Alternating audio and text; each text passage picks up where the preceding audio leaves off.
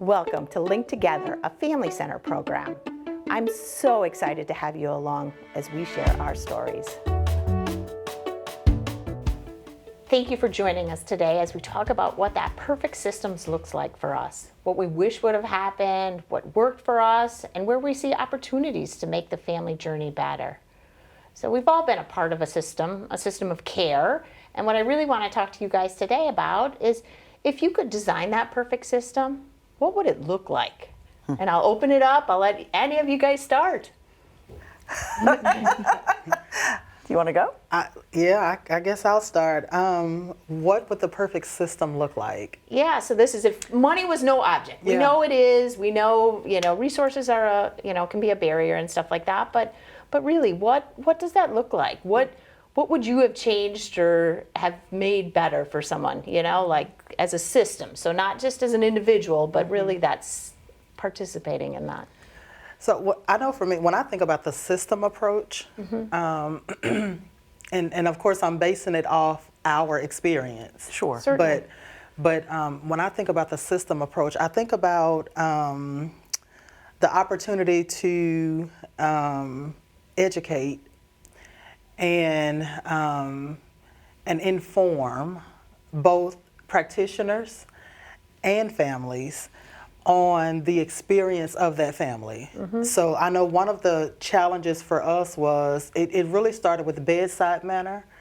So as a system, I think there's an opportunity to help practitioners and specialists know how to more effectively communicate to families, because it's more than just giving the information. It's really about approach and how you convey that information, and being responsive to how a family responds as you're delivering the information. So that would be my first thing, just really figuring out a way that we can help practitioners and the folks who deliver that information know to look for cues. Sure. Or look for body language or whatever that may be. It's going to be different. Right, that's what I was going to ask. So, every family is different, right? Everybody perceives different information differently. Everybody comes from a different space. So it's really like, I do feel that some of that emotion gets stripped from sometimes providers. So that's where I would ask you, like, if you thought about that, like, how do they respond? Because I do think sometimes they are in that difficult position of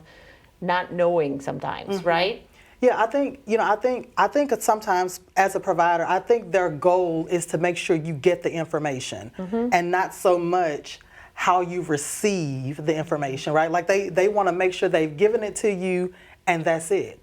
It's not necessarily, to me, it's not necessarily making sure you understand what you're being told. It's not, always making sure you've comprehended what you've been told.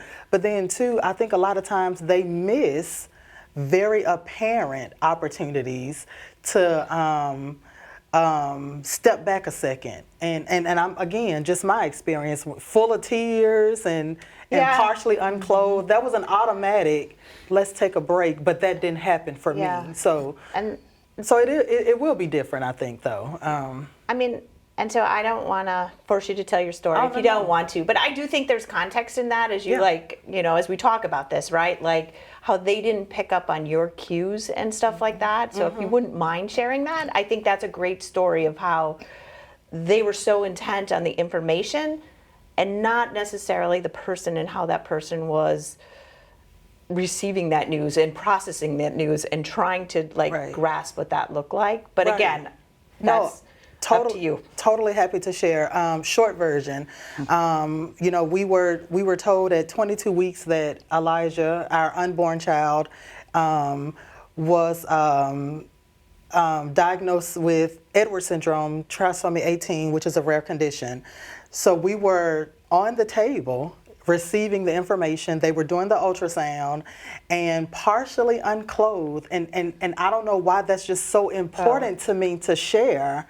But on the table receiving the information, and they basically just from head to toe told us everything that was happening. He's missing 3/4 of his brain. He's missing, his esophagus is offline. The heart valve is not connected properly. So they're giving just from all the way down to his Oh. feet, rocker bottom feet, clenched hands, and so it was just symptom after symptom, diagnosis after diagnosis, and I was a mess. But the doctor continued to deliver information, and so for me, he missed the cue of me hyperventilating, Yeah, which is pretty apparent. right? Like he missed the apparent cue to just take a pause. My husband had to say, "Okay, so I got to cut you off for a second. Can you give her a minute to catch her breath And have some compassion. and have just a little compassion?" Because I respect the fact that he's giving me the information, but the approach of his delivery, it could have been so much better. Very and insensitive. so that's for me. I think it was a missed opportunity for him to help me better receive what he was saying to me. Yeah, absolutely. And I honestly think that half-dressed, undressed comment is very important because, again, anybody who's gone to the doctor and you're not in your clothes, a very vulnerable situation. Yes. And so you're already vulnerable, and then they're giving you such hard information to process and try to understand, and you're, like I said, very vulnerable. And now you have no strength to put your clothes back on. Right. I mean, you know what I mean? Like it's literally, I'm in a place now, I just want to lay here. Yeah. I don't even want to move. I have no strength now. Yeah. And so for me, I would say, just figuring out a way to help them see and understand that it's really important that you give that information. We know that that's important, but just have a little empathy and recognize when patients are relaying to you, whether by word or body language, that they need a second, or that's just my perspective. Yeah. Absolutely. Being in tune with the person at that moment, meeting them where they are, and the vulnerability that you're experiencing naked, without your clothes on, and receiving that information. It's just so important for providers to understand that, to take a moment to respond, to be human. Yeah. I think of systems in two different levels. I think of systems in the broad sense, and then on the personal level, on the real life, what happens, right? Systems are constructed. They're built by people to serve people, but they don't often include people. They don't include the people that they're meant to serve. Yeah. And so there is a disconnect right there, right from the top. So of course it's going to be disconnected at the bottom when you're talking about patient-centered practices, or education and them working with you and your child. It's disconnected at the top, right from the get-go, because they're not seeking that family input. They're not seeking those experiences. They're not looking at the vulnerability. So when I think of systems, I think of it as sort of like an organic thing, like the human body. You can't function properly if you don't have all of your limbs and all of your blood flowing and your heart pumping, So I think that they have to understand that everything is connected with systems from the top to the bottom. And if the information isn't flowing well, if you're not meeting the family's needs, then the system isn't functioning correctly, and it needs help. Yeah.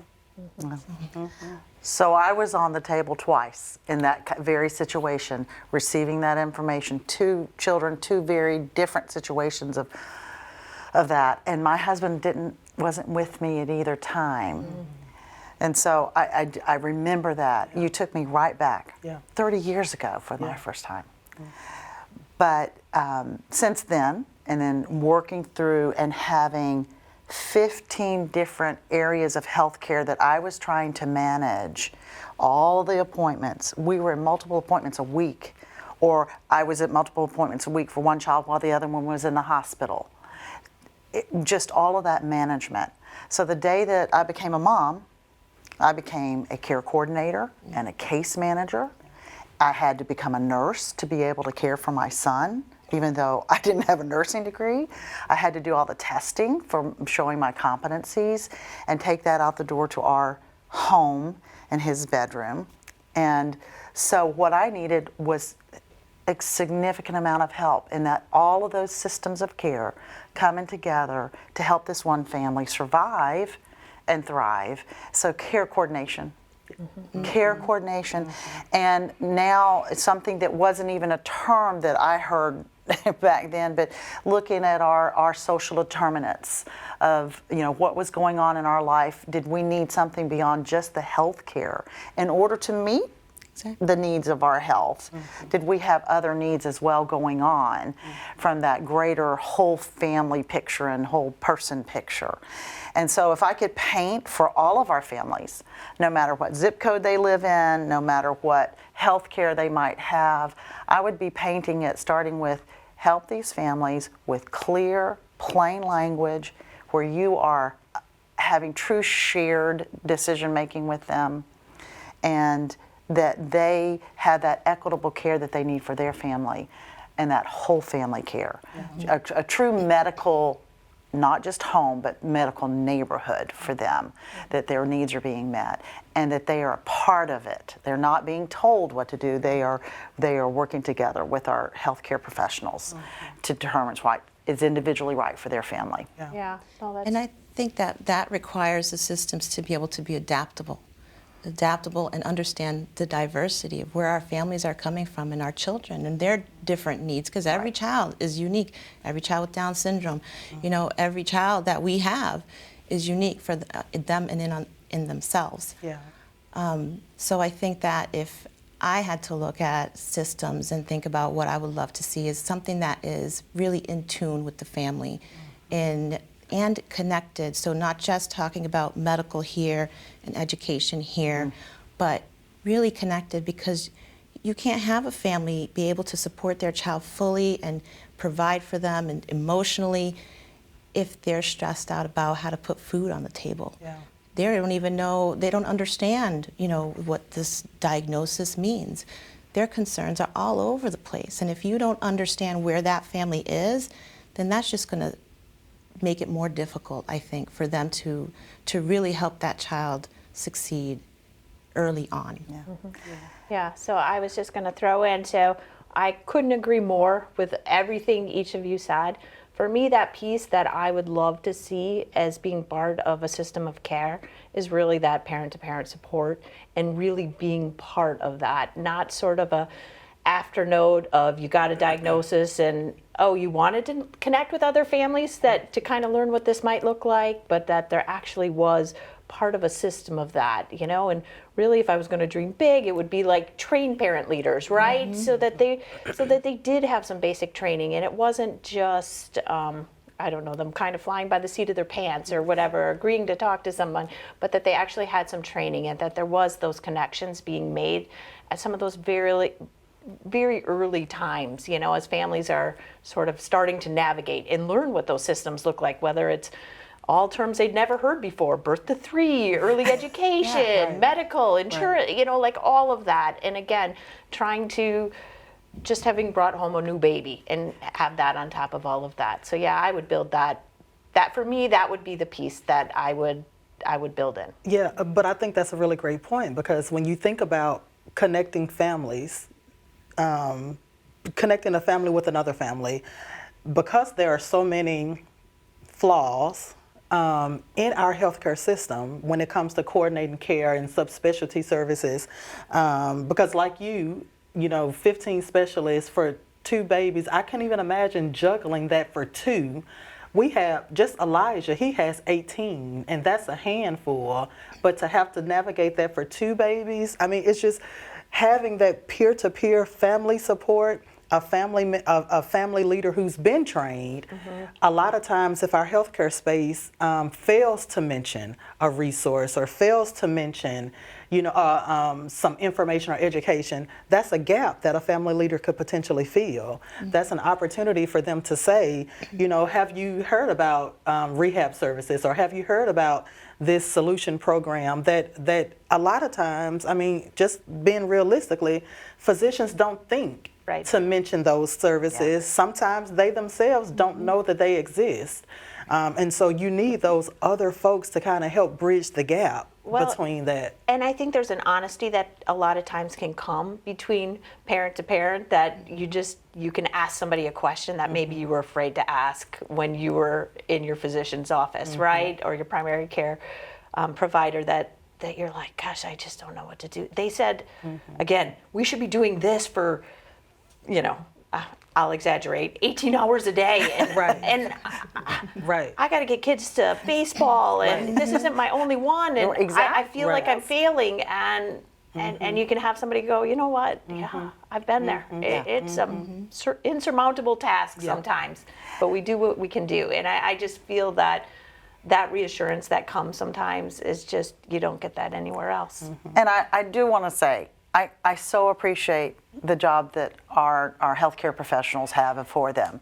It's harder than it has ever been. Right. And the acknowledgement that technically, if they're following their requirements for insurance and the office standards and the clinical standards of giving us 12 minutes when we walk in the door.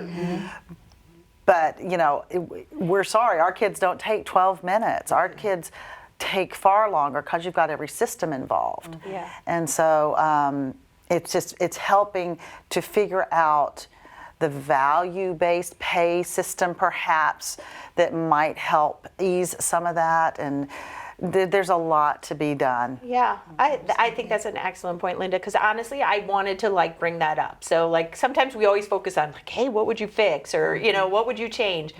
But things worked well. You guys are all strong family leaders. Do you know what I mean? So what part of that system worked for you? So for us, really, our medical care went exactly the way it was supposed to. My kids were diagnosed exactly when they should have been. Our medical care, to me, went pretty much under script. We, had a pediatrician that went, you know what, probably nothing, but let's do some testing just to make sure, instead of blowing off our concerns at the time. So again, I feel like that medical piece of it went really well for us. So is there a piece of that, again, I'm sure you've had your successes over the years, and that there were parts that worked well? So for me, stepping into my role as a family leader is what worked well for me. Okay. Because we were being denied health care because of the high mortality rate of our diagnosis. The words, "it's not worth the medical resources," was said to us. And so making the decision to dismiss that and say, we need something different, that's not okay. And so stepping into an authoritative place of family leadership and understand. And at the time, I didn't realize that that's what it was. I was just a mom, my husband just a dad, fighting for the life of our child, right? It wasn't about family leadership for me. It was about letting a doctor know, I get that this is the medical statistic, I get that this is the science, but he's alive, so we have to do something. And if you're not the doctor to do it, then let's at least help me find one that will. And so I feel my moment of empowerment or good experience, it started when I recognized that I can say, I don't like that plan. Let's talk about a new one. Let's talk about something different. Yeah. And that's what it boils down to, I think, a lot is empowerment, is feeling that, wait a minute, I do have a say. It's not just people telling me what to do and I know how to think and how to, handle my children, what they need. I have a say in this, in their education, in their health. And that empowerment, for me, it was something that I struggled with initially. I felt like I didn't know what to do. I felt lost, and I felt like I was relying on the healthcare system without realizing that I had choices to make for my child. So that took a little while for me. One of the things that helped me, I think, was having that parent-to-parent perspective, being able to reach out and talk it through with other people who've been there, made me feel like, okay, well, wait a minute, I do have some power here. I do have a say. So that goes back with that parent-to-parent, and it's so important. And I think it leads, I know I'm going to let Linda speak, I think that leads to, that parent-to-parent empowerment, I think that's what leads to finding that good physician. Because we fought for years, but now we do have a really great medical team. It took a long time to get there. It's a 2-hour commute one way from where we live, but but we found But a you're group there, of doctors yeah. who are willing to see us now. So, but I think that parent-to-parent support or that leadership empowerment, I think that does help you find that system of care that you feel is most beneficial for your family. Yeah. And to find physicians that are willing to step outside that medical role to then come together and say, you know what, I'm willing to come to an IEP meeting with you. This is a significant IEP, individual education plan meeting with the school system because you have a child with such complex care. I'm going to take the time to do that and being willing. I think it was seen with our child as something that is groundbreaking and an opportunity. I can tell you that there have been almost every doctor's appointment when it's a new physician, they would say, I don't know anything about this diagnosis. You're the expert in the room. And having that acknowledgement that I knew what I was talking about my two kids. I might not know everything about Edwards syndrome, but I do know about Soto syndrome and congenital bilateral perisylvian syndrome, and being seen in that regard. It's important for that empowerment too. And we were speaking earlier about this idea of divorcing a doctor. Yeah. and we did it with the very first pediatrician for our daughter because the handling of our very first appointment after coming home from the hospital and having a bumpy start, it didn't go well. And I walked out to the front desk and said, don't ever give us that doctor again. We will see any other pediatrician you have here, but not that one. And that's when I learned my strength of advocacy and that I had the right to do that. And it just went on from there. And you grow with it. You grow with it as you move into each phase and how you are able to find ways to connect with physicians. They all have different personalities, and we do it in friendship circles and everything. We just work with the personalities until we realize maybe it's not the right match, like you were saying earlier, Sarita. The other thing that I ended up doing was, because I was that care manager, I started putting together my own summary of my child every week, because it changed every week. And it went to the nurses who were taking care of him and to the physicians who were taking care of him, because there was no way they could all stay on the same page. But I was there 24/7. So Yeah, for sure. That's a really good tip. Yeah. Yeah, you guys are such great change makers yourselves, right? So I'm so excited to learn more about how you guys are working, how you're changing systems, how you're modeling for other families and stuff like that. And as we continue to learn from each other and grow and hear everybody's stories, I think we will get to that, maybe that utopian world a little bit sooner than we had hoped, right? So thank you all for sharing your stories today, and I can't wait to the next time and we can learn some more. So thank you. Thanks, Molly. The great conversations that we had today is supported by the Health Resources and Services Administration of the U.S. Department of Health and Human Services as part of the work of the National Genetics Education and Family Support Program. The contents are those of the participants and do not necessarily represent the official views of, nor an endorsement by HRSA, HHS, or the U.S. government.